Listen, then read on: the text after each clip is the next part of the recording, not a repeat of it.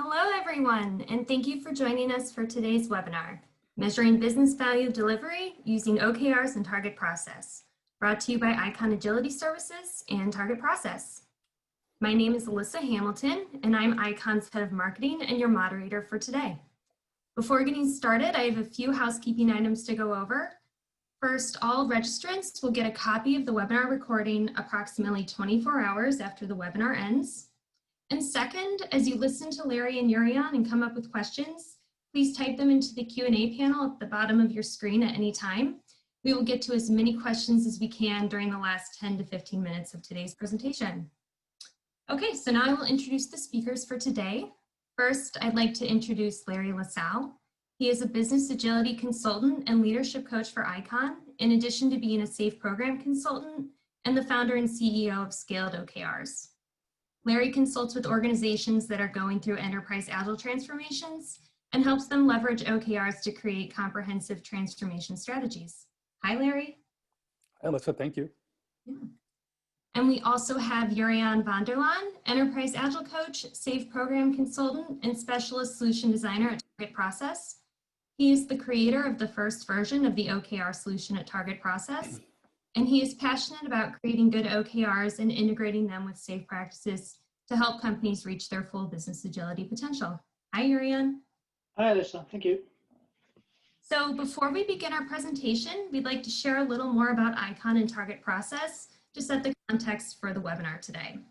So first, a little bit about ICON. We are a coaching and training services company that creates transformative and collaborative solutions for both business and IT. We're best known for our work with the Scaled Agile Framework, DevSecOps, and Business Agility. Currently, we are the leading SAFE Gold SBCT partner with 2 SAFE Fellows, 5 SAFE Program Consultant Trainers, and over 100 SAFE Program Consultants. And these are people who have extensive experience helping enterprises implement SAFE and gain deep understanding of the lean agile practices and principles that we teach. And as part of our work with business agility, we are helping companies to leverage OKRs to capture a successful organizational strategy. And this is what we'll be presenting today. So if you find yourself needing help or more information in this area, feel free to browse through our website or contact us at info@iconagility.com. All right, and now I will turn it over to Jurriaan to talk about Targetprocess. Yeah, thank you. Thank you, Alyssa. Okay, Targetprocess is a company that creates a tool for agile work and portfolio management. We were founded in 2004 and currently we employ about 130 people. We have over 1,000 customers globally, mostly in the United States and the Americas and Europe. And amount of users currently using our tool is about 50,000 and even more. We have offices in Buffalo, in Toronto, Berlin, and Minsk, Belarus. Mainly we support SAFE Agile Work Management, like SAFE Agile at Scale, but also custom or hybrid Agile traditional processes. Since this year, we have been recognized as a leader by Gartner in the area of Agile Lifecycle Management. And we integrate very well with existing team level tools like Jira or Azure DevOps. Thank you, Liz. Okay. All right, thanks, Jurriaan. Hi, everyone, welcome. We're gonna just get started here by looking at what are some of the key outcomes that we wanna accomplish with today's discussion.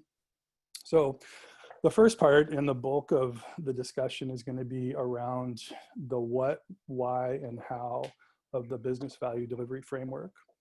So we get to take a little bit of a shortcut and start out right away by looking at what the business value delivery framework is and understand kind of what led to it and what it's trying to accomplish, what are some of the goals behind it.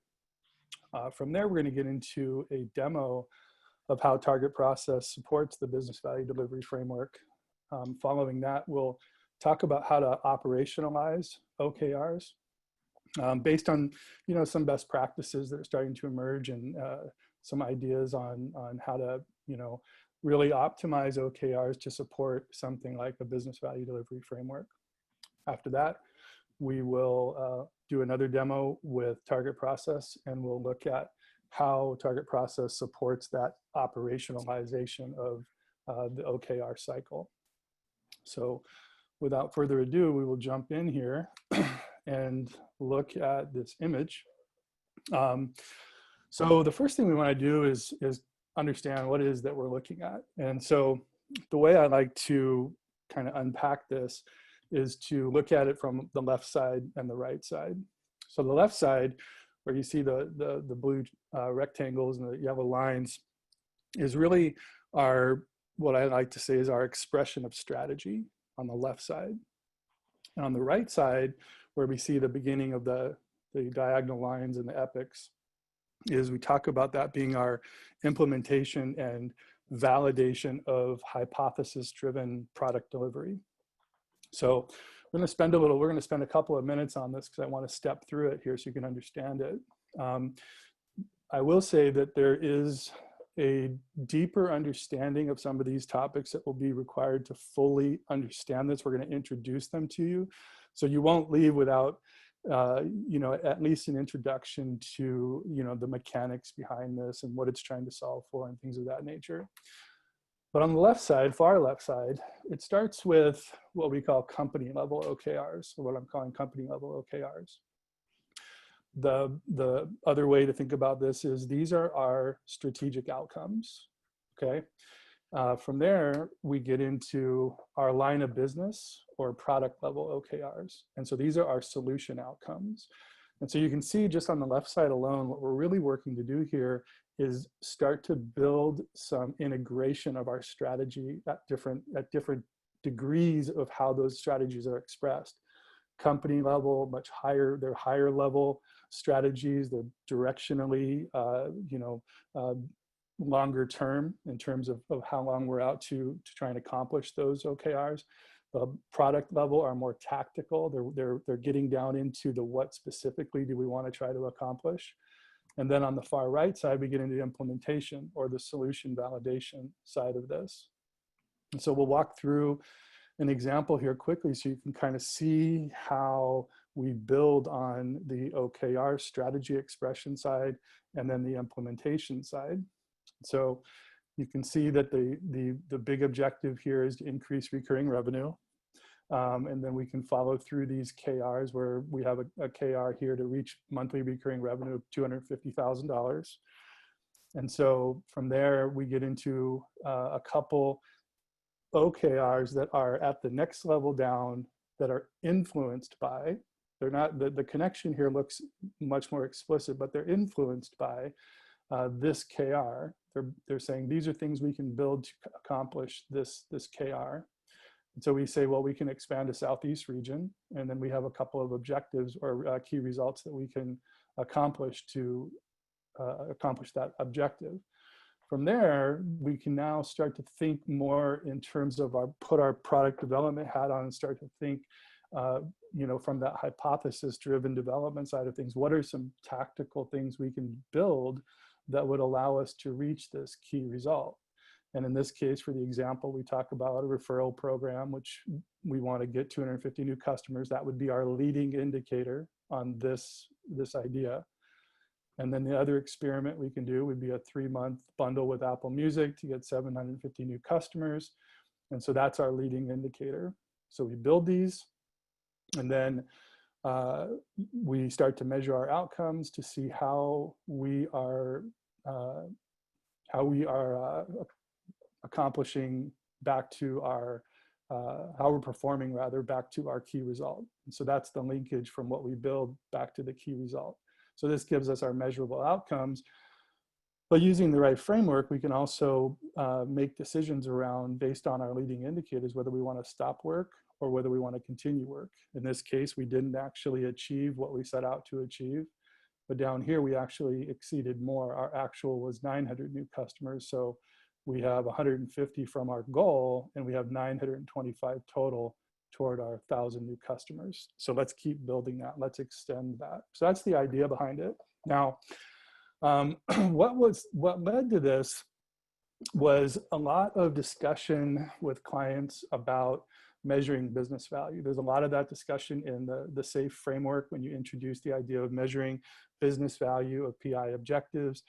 And it gets their minds thinking, okay, I like the idea of being able to measure business value, but just telling me, a value of 1 to 10 and how that helps me, see predictability of our organization's ability to deliver predictably is one thing, but how do I know the work is actually valuable? And that's not easy to do, because most of the time the work that is in the pipeline, so to speak, doesn't necessarily have all the metadata on it that we want to have in order to easily be able to say that we not only accomplished what we set out to accomplish, but that we did it related to the strategy that we were working toward as well. So we put this together, and a couple ways to think about this. If it's trying to drive behaviors in your organization to think from an outcomes perspective, this would start to get those measurable outcomes from not only the top of the house, our company level, but also link those to our next level down and then express those out to the work that we're doing. If it's just an integration of strategy, meaning you like the idea of being able to associate our strategy to execution, but we want to be able to do that in an explicit way, then this is a framework that you could use to be able to start to build that in your organization. Okay, now you may be looking at this saying, yeah, this is great and good, but my organization's still very much in project delivery, project-based delivery. We're not to all these epics and features and things of that nature. So what do we do in that case?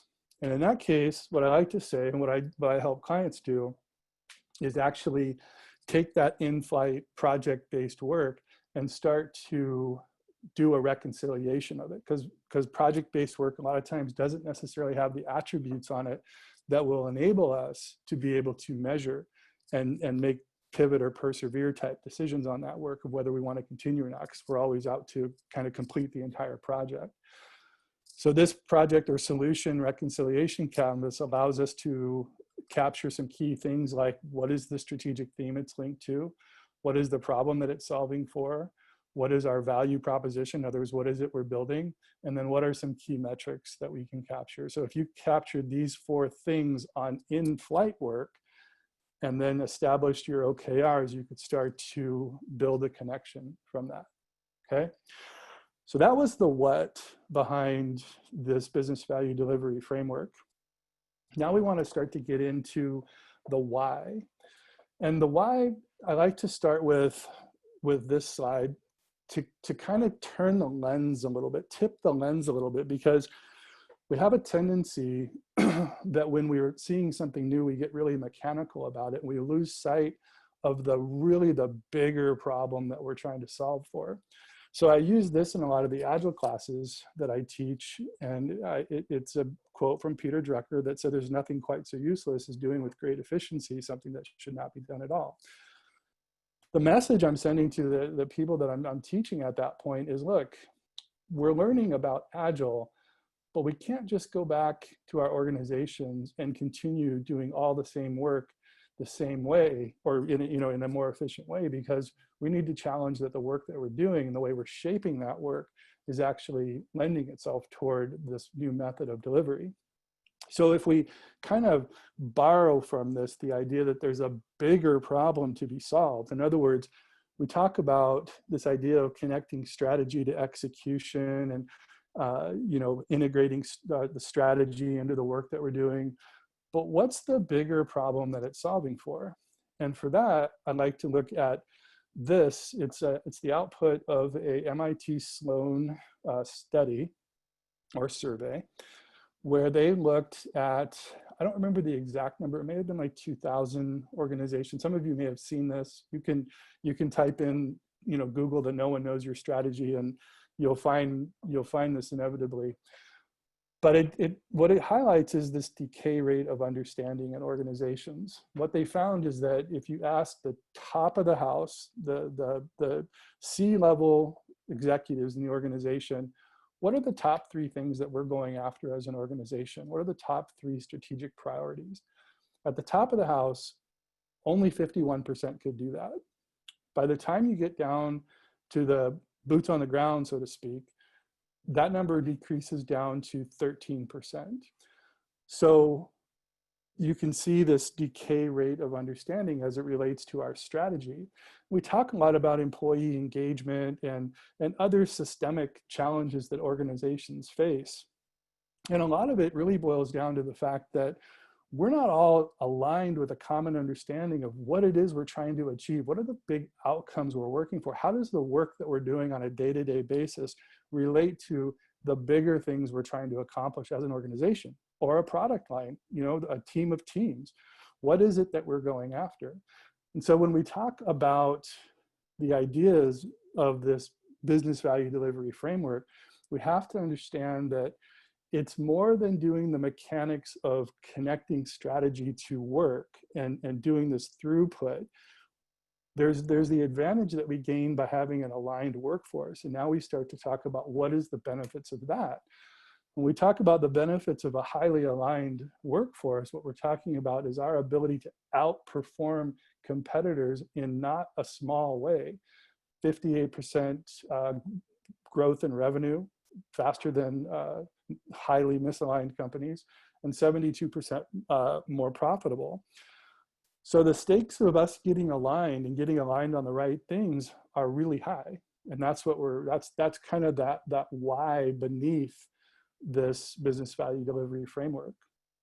And so really the goal here is for us to be able to answer these questions. Are we doing the right work, the right time, for the right reasons? And is the work we're doing aligned to our strategy?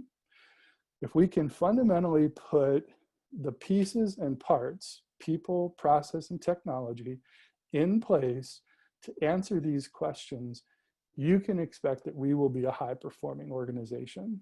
And so these are the questions we need to be asking.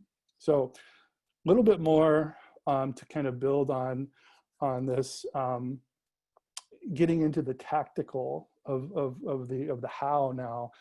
One side of the equation is objectives and key results. And so this right here, what you're looking at, would be the most basic understanding of objectives and key results. This is kind of what I would say the running around level understanding that a lot of people have based on what I'm observing about objectives and key results. Just the most mechanical aspect of how do I write objectives, how do I write key results? And even this has different camps in terms of how to do it. But this is about the level of understanding I see. And so what I want to do is encourage everyone to get this definition, which is understand the difference between OKRs and the OKR framework, because that's really what we're trying to connect here. So this definition tells us that OKRs are a strategy and alignment framework that seeks to ensure organizational clarity by creating an environment of common goals and shared commitments. So with this definition, we understand what's more beneath the OKRs that we're trying to establish within the organization. I don't want to go so far as to talk about culture changes and things of that nature. That swings the pendulum a bit too far, but we do need to recognize behavior changes that need to start happening, ways that we're thinking about the work that need to change, a willingness to lean in to the idea of really putting thought into what is the outcome that we're driving toward. And so this is a step toward becoming a really outcomes-driven organization. It does require that kind of top of the house involvement. Like a lot of the things, you know, we do from an agile perspective, you go so far and you hit a plateau unless you can get further up into the organization to start getting, you know, involvement and behavior changes and decision making changes out of more of the top of the house. So when you look at that within the context of the business value delivery framework, we're talking about it really starts there. We need that company level context, and we need that line of business context expressed in a similar way. One of the things I see very commonly is you'll have the top of the house objectives expressed in a way that's not measurable. They'll be like growth, or they might be something about operational excellence or some other expression that doesn't necessarily, I like to say, I could put that strategy that I see in some organizations in any organization and it would apply. I want to know what's unique to your organization, what's driving your organization. And then I want to express it in a similar fashion at the line of business level or the product level, so that we know, if whatever we're doing to deliver outcomes at this level, that we're actually delivering against the higher level strategy. Final slide, we're going to get to, or 2 slides, and then we're going to get to the demo. This is another key piece. This is the right side of the equation on that business value delivery framework. And this is where an equally important level of behavior changes in the way we think needs to happen, more or less kind of at that product level, where in order for us to kind of build upon this outcomes driven way of working, we want to become more this hypothesis driven MVP, minimum viable product type, deliverables, if you will, with leading indicators that will help us to determine and make the continued pivot, pause, or stop decisions around the work that we're doing. So these are all important so that we can know how we're going to continue to build upon the outcomes that we're trying to deliver. So if you've paid super close attention for the last few minutes, what you'll really recognize in this business value delivery framework is we're integrating 2 valuable frameworks. We're integrating together an OKR framework that's more at that, that framework level definition, not just the tactical objective key result definition, the strategy and alignment framework. And we're connecting it to lean startup way of thinking about the work that we're doing and figuring out a way to make an explicit connection between the 2. That's what we're trying to do. So with that, I'm going to turn it over to Jurriaan. And as I do, I want to just give a quick thank you to Targetprocess for being, just super valuable partners and collaborating partners in this idea to figure out how do we actually build a platform that will enable the ability to do what we're talking about in this business value delivery framework. So it's been fun working with them. It's been fun to see that work manifest at clients, and see the value that it and the thinking that it really prompts with the daily work that they do. So I'll stop sharing and turn it over to Jurriaan.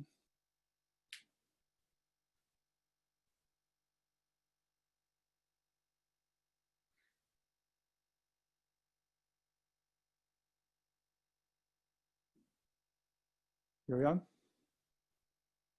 Oh, sorry. Okay, thank you, Larry. Yes, we're totally on the same page regarding OKRs, and we have a successful track record of collaborating together on several OKR implementations.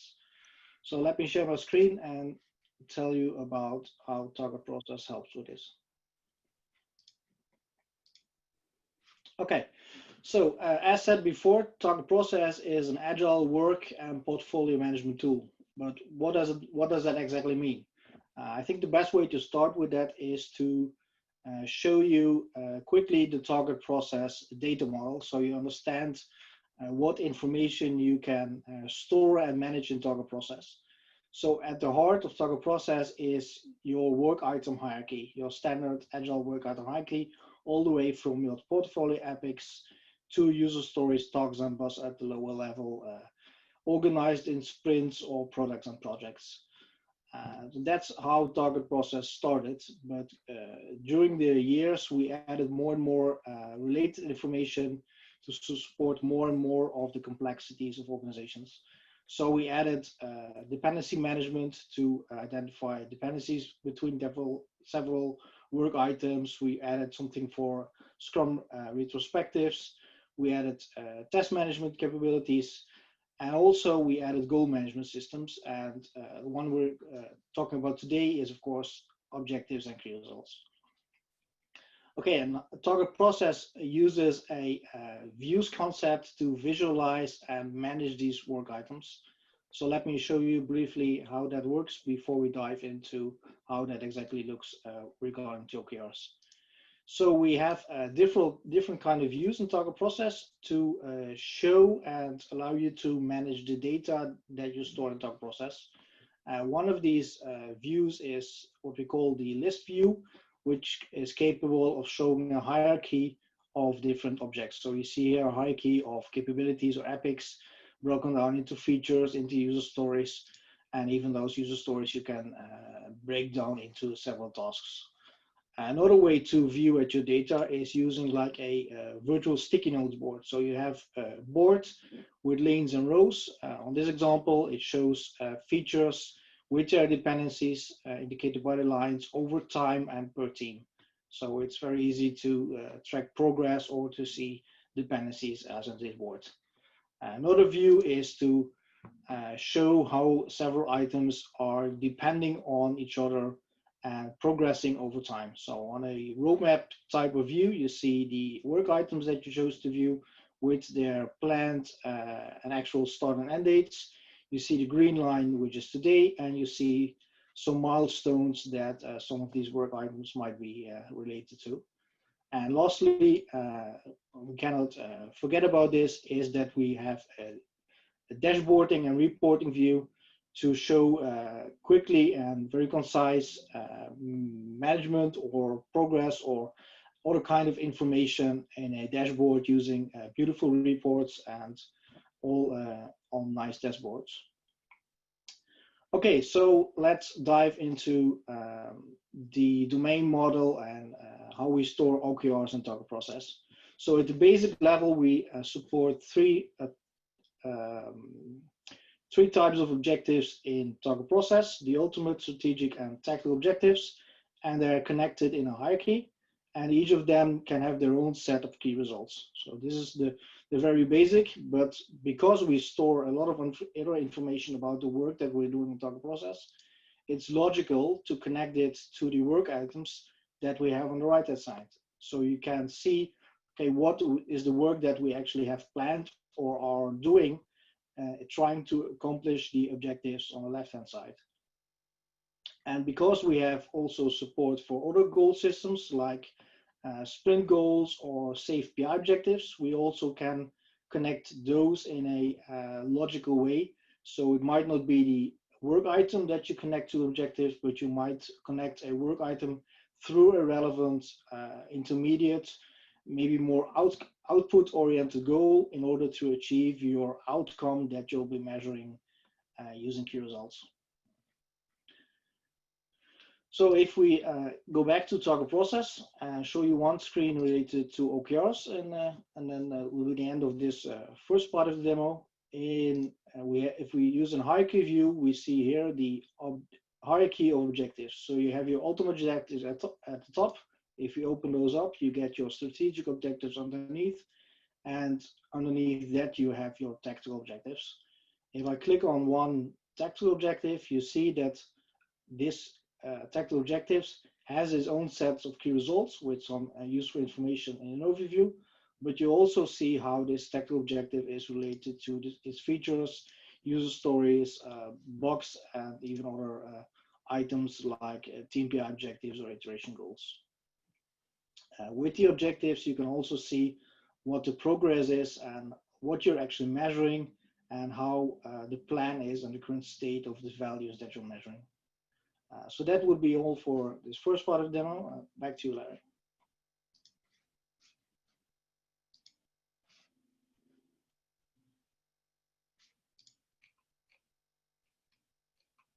Larry? Okay. Sorry, I was muted. I'm here. All right. You see my screen again? Yep. Okay. Okay. So we're going to show more on the, a deeper look at OKRs and OKR tracking. That was primarily to show that those relationships between it.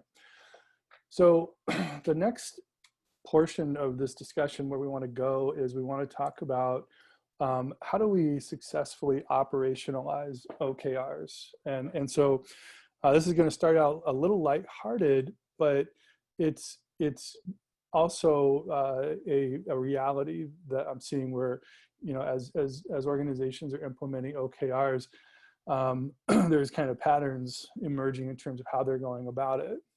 One that we're seeing is this. It's a common OKR implementation plan that basically says, something along the lines of either let's do OKRs or do OKRs. And it becomes the marching orders, and we go about doing it. And, the organization responds, and, everybody wants to be able to contribute. This is kind of the mindset of, oh, been through these goal setting fire drills before, done SMART goals and, other, management by objectives type approaches. And so we got this. And the reality is behind the scenes, we're still really asking ourselves, what exactly are OKRs? And this in practice, what we see is when we get to this point is a lot of OKRs that start to look a lot like project milestones or, specific tactical outputs that we need to deliver by a specific date. And so they start to look a lot more like task lists and less like some sort of, aspirational outcome that we're trying to strive for. Because this level of understanding, I'm just putting this back up there, this level of understanding is not really kind of reinforced in the organization. And so we have a OKR implementation plan that can be utilized to really implement the framework in the organization. And it's based loosely like on what John Cotter would recommend from, a change management, 101 type of approach, right? You're going to build your guiding coalition. You're going to build your team over here and identify some executive sponsor and some program owner. The voices of this new, this new behavioral goal setting framework that we're trying to implement, they get it and they understand it deeply, and they understand the goals associated with it. They understand the why behind it. And so we build our team, we develop a communication plan so that it's more formally rolled out, and people start to understand kind of what the organization is trying to go directionally, where the organization is trying to go directionally with this OKR framework. And it's not so ad hoc in nature. And then we're going to train internal OKR facilitators who can help to facilitate various teams and parts of the organization to build good OKRs, so that we can actually be focused on the outcomes that we're trying to deliver, and capturing those and thinking through how we're going to measure it. That's a real challenge, and it's not easy to do. And so you're going to need people that can help do that, as well as just having everyone from leaders to team members and everyone in between just understand what the OKR program, if you will, means to our organization. And then from there, you move directly into your first OKR cycle. And then you get through that cycle, and then you're going to calibrate your OKRs, and then you're going to move directly into the next cycle. And there becomes this like quarterly pattern that we're trying to develop. And then there's some metrics that we can gather to show the value of the program to our organization and how our organization is starting to benefit from this. And we can showcase those metrics. In terms of the OKR cycle itself, this version right here it's a 5-step OKR cycle. You'll see other versions of OKR cycles.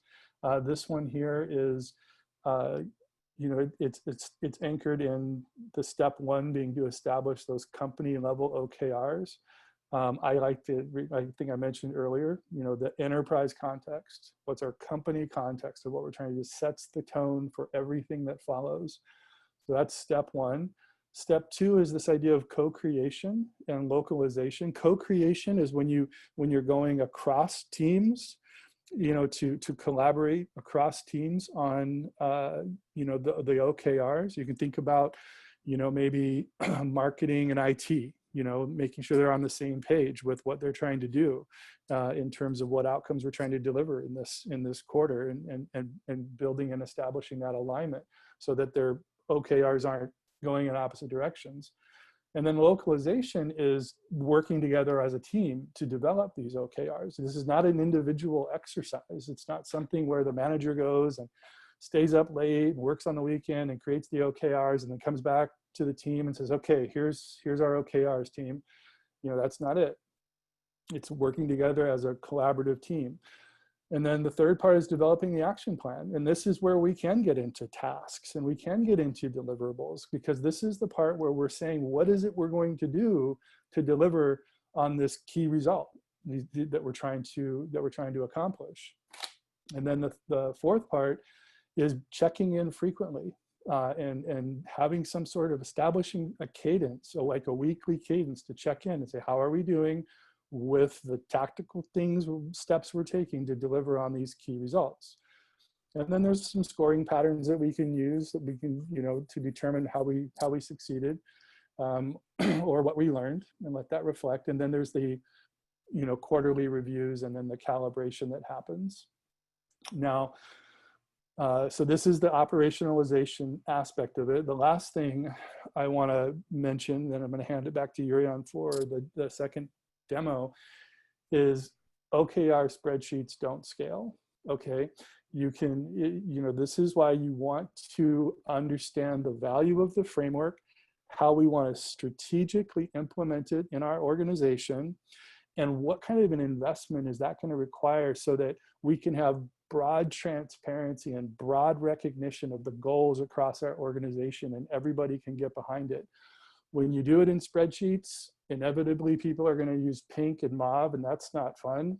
But the other piece is they're going to put their own kind of spin on what they want to do. And so you'll have all these different opposing kinds of spreadsheets in, within the same company, and they don't really reconcile. And so try to avoid OKR spreadsheets even as a starting point. So, okay, so with that, I'm going to hand it back to Jurriaan so he can talk about how that OKR cycle, if you will, those steps, at least some of those steps, are accomplished within Targetprocess. Thank you, Larry. Okay, let me share my screen again.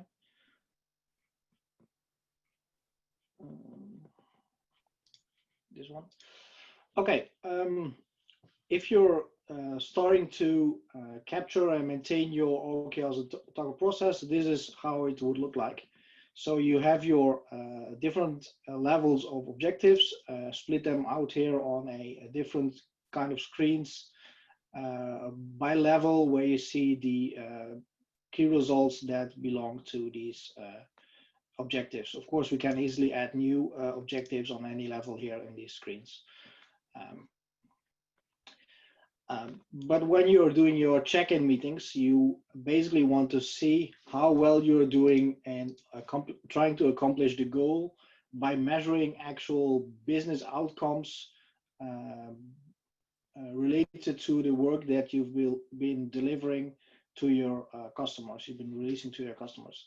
So to take a look at what Targetprocess provides to help you track this, so to say, progress on your key results towards your objectives, let's have a look at a quite an elaborate screen here for the demo, how you could use Targetprocess to track progress on key results. This will show different kinds of way of tracking progress.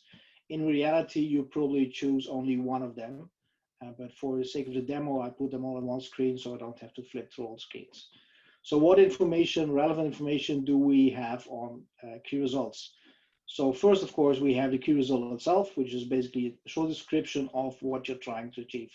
Like with this one, we're trying to improve the Net Promoter Score from 20 to 50.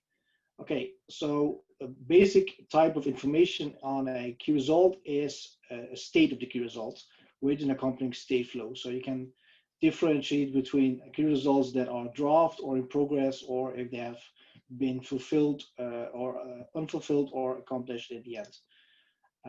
The most easy way to track how you're doing on a key result is like a confidence level indicator, which is highly subjective because you basically just say, okay, we think based on what we're seeing in the market and our customers, we think we're doing quite well or not so well, and that results in a confidence of medium, high, or low.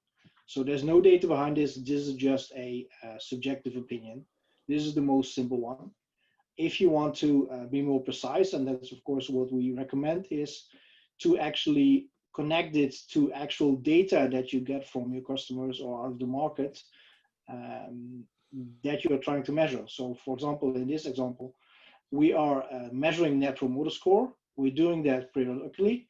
So once in a while, we send a questionnaire to our customers saying, okay, how would you value us? How would you recommend us to other people, the Net Promoter Score? So we say we want to improve from 20 to 50. So we set a start value of 20, we set a target value of 50, and then we start measuring using this questionnaire as their current value. So currently we said, okay, we wanted to go to 50 and currently we are at 25, and that gives us a progress of 70%. Of course, if I change that value, progress will change immediately, and Targetprocess will also help you interpret that progress just on an absolute scale, saying, hey, this is a good progress because you wanted to go to 50, you're already at 40, looks very good. If we take the time of the duration of a objective in as well, so we say the related objective that we're trying to reach here, the time we have for that is 69 days. Currently, we are roughly halfway through. Still, we have 36 days to go. And based on a linear progression measurement, having a current value of 40 on day 32 means we're ahead of schedule. If I would set it to something like 25, as it was in the beginning, it would say, okay, you're off track, because on the 33rd day since you've begun, you should have been further along with the changes that you made that would suggest that you can improve from 20 to 50. So this is ways that Targetprocess would help you keeping an eye on your key results. Of course, this linear progress score is not useful for all the key results because it basically only makes sense for things that you can measure often. So you do it either once in a while or you do it continuously. If you, for example, if you want to monitor something like views to your website or downloads of some kind of brochure, that you could do continuously. But if you do it only before and after, then you see that this relative progress score makes no sense. So of course, if we change this here to say we do it once in a while, then this progress would be enabled, and you say, okay, based on this, you would be ahead because we're measuring constantly how we're doing towards the thing that we're measuring in the key results. Okay, so this is very helpful if you want to check in on your OKRs and see how you're doing based on the work that you had related to your objective, like your features, your capabilities, PI objectives, etc. Next to that, it's very good to have an overview of how you're doing based on reports or dashboards. So here's one view that shows all the relevant reports that I've created in this demo environment related to OKRs. So we have different ways of looking at progress of the OKRs. So there's ultimate progress on the ultimate objectives, progress on the strategic objectives, etc. The cool thing about Targetprocess is this can be easily shared on a website, even with people who don't have a Targetprocess license. So you could share it on an intranet or even the internet if you would like that. And if you were interested in, for example, this specific report, we could just enlarge it. And because we have all the data on Targetprocess, this report is actually fully interactive. So if I wanted to know why this number here says 47%, I can just click on it and then drill down into the data, seeing, okay, what is the actual objective below it, and why does it show me that 47% based on the key results and the progress that is there. So that was how we manage OKRs in Targetprocess, and how you can track progress and results during your check-in meetings on OKRs.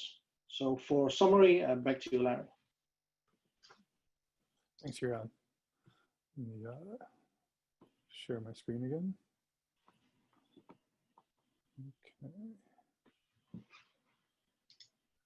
Okay, so we're going to wrap up now, just with a quick summary slide that we revisit everything that we covered. So we looked at the business value delivery framework. We split that from a left side and a right side, thinking about really how we're expressing strategy in a similar way, and then how we're connecting that by way of specific, leading indicators on the right side, and outcomes that we're trying to achieve on the left side. From there, we looked at a couple of demos within Targetprocess to show not only how we support the business value delivery framework, but also the OKR cycle to reinforce the behavior changes that we're trying to establish within the organization. We looked at a simple OKR implementation plan in the context of a much more ad hoc way of implementing OKRs, and talked about how we really do want to think about OKRs in terms of that framework definition, and then use some change management fundamentals to really get the OKRs established and anchored in your organization. And then finally, we looked at the OKR cycle, which is really provides for the teams an understanding of the behavior changes that we want to follow in order to really help the OKRs get to become part of the day-to-day work that we're doing. So with that, we want to say thank you, and we will now open it up for about 10-15 minutes of Q&A. Thank you, Larry and Jurriaan. Okay, so just a reminder, you can still submit questions through the Q&A feature in your attendee control panel at the bottom of your screen. So the first question is a shift from output to outcome focused objectives a culture change? Barry, what are your thoughts on that? Yeah, I think that was in response to something I said earlier, where I said I didn't want to kind of swing all the way to culture change, but so it's really a heads up question, because the truth of the matter is it should lead to a culture change, no doubt, right? We're talking about a very different way of thinking about the work that we're doing. The reason I made that comment that I made is because I'm trying to get us like, what is the very next step? And then what's the very next step after that, before we get to the idea of, hey, here's a business value delivery framework and here's an OKRs framework definition. Let's start talking culture change. So that was kind of the context behind the question, but I do think inevitably this would be a culture change. Okay, cool, thank you. So next question, this is going back a little bit in the presentation, but in utilizing hypothesis-driven MVPs and leading indicators to inform work, what would be an example scenario where work would be paused? Okay, good question. Yeah, you don't often actually hear that a lot of times when we kind of focus on do we start or do we pivot or persevere? It's kind of the language we use, but a common pause scenario would be when we've got some experiments in flight, some epics that we're working toward, or some MVPs that we're working toward, and one just fully outperforms another, and we want to reallocate a team to support more work in that area. We may want to say, you know what, this one isn't one we want to stop, right? Because it's directionally going in the right direction, but we're not going to pause there. We're going to focus our attention on another effort that looks more promising. That would be that scenario. Hope that helps. If I can jump in on that, what is also a good scenario when you would pause is when you're working towards a goal and you've reached already some value, but there's still some value left. You recheck if continuing on this path of generating value in that area is still the most valuable thing to do. Because while you already have some value generated and there's still to come, it could be that there's a lot of bigger opportunity in another area, that there is potential for even more value, instead of silver lining or gold plating what you already have out there. So then you would say, okay, let's pause this one and let's switch to another area where there's more value to accomplish. All right, thank you. So when in a sales transformation are OKRs created, and which groups facilitate meetings to define, measure, and make improvements based upon them? Okay, I'll answer from my perspective. So, you know, now, like right now, real time, like today, if I'm going to a new client, I'm going to start talking OKRs right away. I want to start getting at least kind of the equivalent of the LACE, starting to think about establishing OKRs related directly to the transformation itself. It gets the OKR language being talked about. If we're fortunate enough to be in an organization where we are, you know, dealing with kind of the top of the house, I might want to look at how are we expressing strategy. And you know, or the other question might be, the other situation that's pretty common for me is, if we're faced with a situation where an organization's just got tons of work in flight and we have no real good way to say, look, there's just no way we can do all of this. It's too much noise in the system. What do we start to do to ask ourselves, what of this work we can do? What do we need to be doing? You go back to trying to capture strategy expressed in OKRs. You can bounce that up against you know, that backlog of work you have, and start to trim work that just strategically doesn't align, because that historical backlog, as you guys I'm sure know and can be familiar with, it can grow exponentially because we don't do necessarily a good job of keeping it cleaned up. So as soon as possible, I guess, would be the succinct answer for you. Okay, thank you. Next question, have you done this with other organizations? Mm-hmm. Yep, we have done this with other organizations. We haven't gotten so far yet where we're to the point where we're ready to capture white papers or things of that nature and start to showcase the outcomes of this. It takes a lot, as you might imagine. You know, the fact that we're able to do this with an agile transformation is beneficial. Because you're already, you know, when you escalate the conversation to how we like package up our work, so to speak, when you're at that level and you're at the strategy level, then you're having a discussion that can get this in place fairly soon, and then you just have to harden it over time. It takes some time to get it fully integrated. Okay, thanks. If some key results today are more project milestone based, what steps should you take to move towards more business outcome based key results? So for me, the question I'll ask again and again in any kind of OKR facilitation session is simply why. Why are we doing that? What's the reason behind it? And you can ask why a couple of times, and it forces the conversation to get to what's the reason that we're doing these project-based milestones. So why is a great question. Depending on where the organization is in their adoption, it could just be purely training as well, where you want to go in and talk about how to formulate outcomes. What would outcome-based KRs look like? And how would you make them measurable? So a combination of training and facilitation, and a willingness to go through some refactoring, depending on the person that you're working with or the people that you're working with, that could be harder than at other times, because some people are very much, you know, conditioned to wanting very specific tasks, very specific dates, very specific outputs. And so you have that output outcome discussion, and you know, you facilitate a kind of rethinking of those KRs.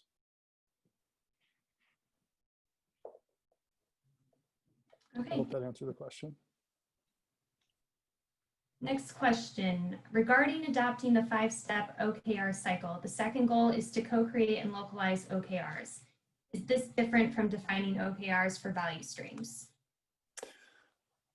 It only wants to reinforce a slightly different set of behaviors and highlight the importance of it. Okay, so whether you're doing it in a value stream or you're kind of dipping outside of the value stream, it's less of a factor than saying, look, we don't want to create our OKRs in a vacuum. Like we know we're going to do them as a team, but we don't want to create them in a vacuum. We don't want our interpretation of these higher level objectives that we're trying to influence to be done in a vacuum.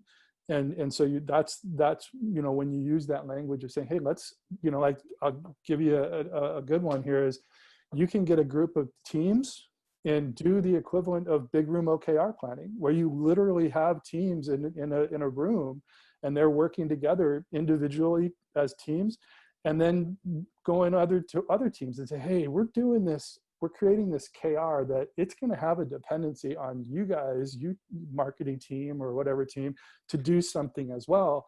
Can we collaborate on this? And so the language that's used there in the OKR cycle is meant to kind of facilitate the introduction of that way of creating OKRs for a client.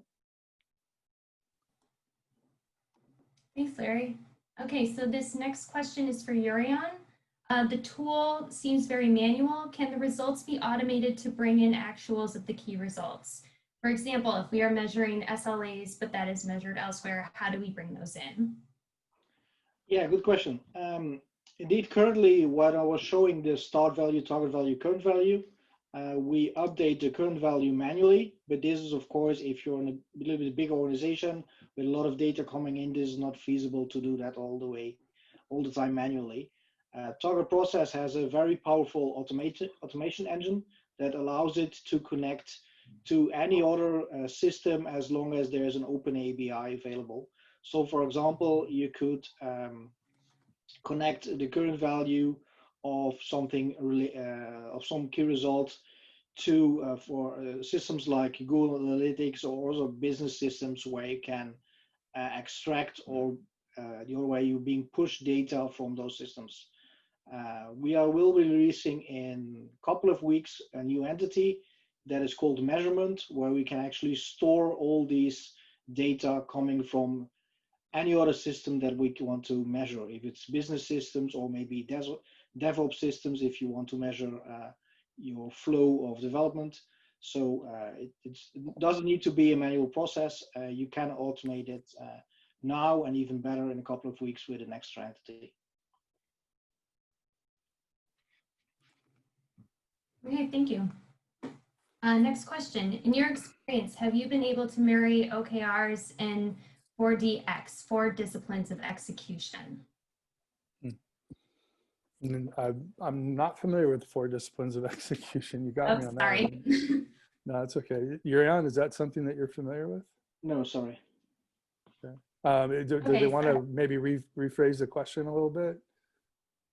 Yeah, if you don't mind, person asking the question, rephrasing. So I'll move on to the next question. Do you have any client statistics or reports that reflect the change in business value after implementing this model? Like I said earlier, we don't necessarily have any white papers put together yet, but what I can tell you is, from my own firsthand experience, seeing, a lot of the, you see SLT meetings and things like that, where they're meeting on, a quarterly cycle or something like that. And you see them go from looking at work like a list of projects and red, yellow, green status and kind of determining what's our risk to our projects and things. And you start to see that behavior change switch to here's our objectives and key results, and here's the work we're doing to deliver against those key results, and here's what we're measuring. You see the conversation change, and you see, like at the product level, more energy put into this idea of, how will I measure this? What's going to be there becomes this kind of behavior change of just trying to kind of like package up work to more packaging up these ideas and these outcomes and these experiments that we're trying to do to accomplish. So the bigger thing that I've experienced in the near term is, yes, seeing this in practice, but more seeing just the language change and the conversation change broadly across an organization, I think has been some of the key things that I've enjoyed seeing. But we will at some point put together some white papers on this and share, you know, client stories and stuff like that. Thank you, Larry and Jurriaan. So we are at the top of the hour. So that went by fast. So we have to wrap it up now. Thank you guys for sharing your knowledge and experience. And thanks to all of you out there listening and engaging. And please look up for a follow-up email with a link to view today's recording. That should be coming out tomorrow. And any questions, of course, feel free to contact us. All right. Have a great day, everyone. Thank you, Alyssa. Thank you, Lisa.